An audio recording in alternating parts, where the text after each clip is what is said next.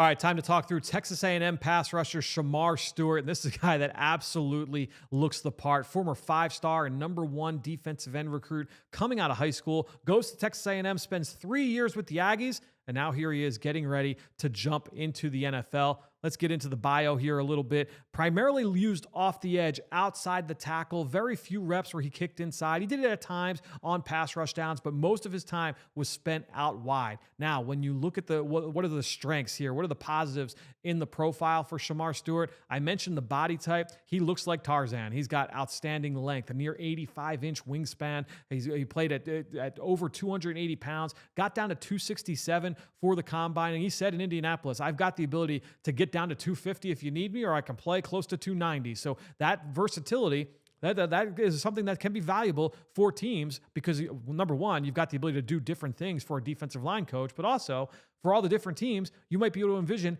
multiple paths to success for this player. What I like him best, line him up out wide, let him use that explosiveness that he showed off at the combine. We'll get into some of these numbers here, but show off that explosiveness and just be a pocket crusher. Line up with a runway and just vault into the offensive tackle and collapse the pocket. That is where he is at his best right now. But when you're looking at, I mentioned the combine testing, 267 pounds. He ran a 4.59 in the 40-yard dash. That's not as freaky as expected. I think some people were expecting a little bit of a better number there, but still really impressive for that size. What was most impressive was the jumps. 40 inches in the vert, 131 inches in the broad jump. That's nearly 11-foot standing broad jump for a guy that's 267 pounds. That is alien qualities there from this guy, from Shemar Stewart. Now, that is really exemplary of his power, his explosiveness, and you do see that on film. His ability to close is really impressive. His straight line juice, that ability to get from A to B, especially late in the down, some really good flashes of his motor in pursuit. And that's going to really, that's that catnip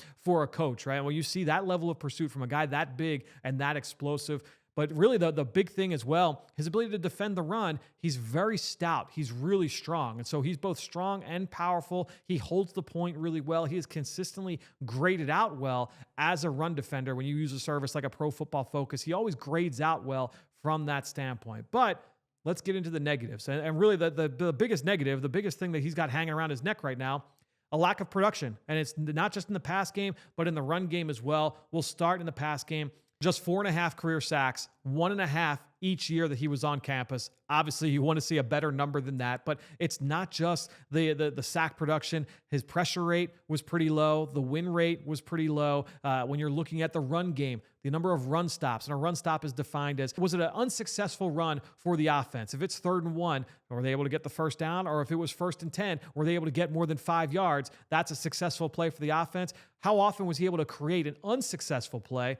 It was at a 3.7% clip. That is the second lowest of any defensive end drafted in the last 10 years, based off the numbers that I've seen charted from PFF. And so I think when you're looking at Shemar Stewart, this is a guy that's got all the physical tools, especially from a straight line standpoint, to be able to go from A to B and push the pocket. He's really strong, just doesn't find the football. So you get into why. Well, what are the reasons there? A couple things stand out on film. Number one, his block recognition is not great in the run game. Doesn't always see things too early in the down. Number two, I think he's got to get better with his hands at the top of the rush. Too often, he's just trying to run by offensive tackles. He needs to do a better job of understanding, how do I win at the top with my hands? How do you set up your bull rush? All of those different things to better create more effective rushes. And then number three, and this is something I don't think can be corrected, he's got some lateral stiffness to him that shows up time and time again, not just when he's trying to turn the corner as a rusher off the edge, but also when he has to break down and finish as a tackler. When you talk about, all right, well, how come he doesn't have all the production there? He's got a really, really high missed tackle rate. We're talking north of 20% missed tackle rate, which is an exorbitant number for a defensive player. And so when you're looking at that, well, why is that?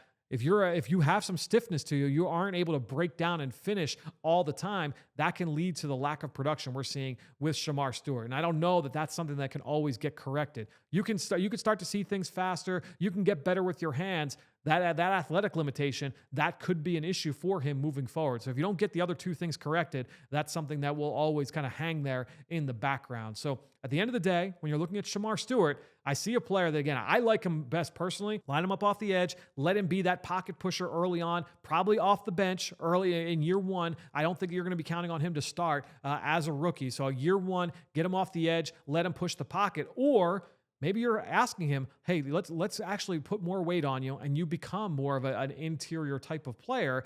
And now if that's the case, though, that's going to impact the draft value.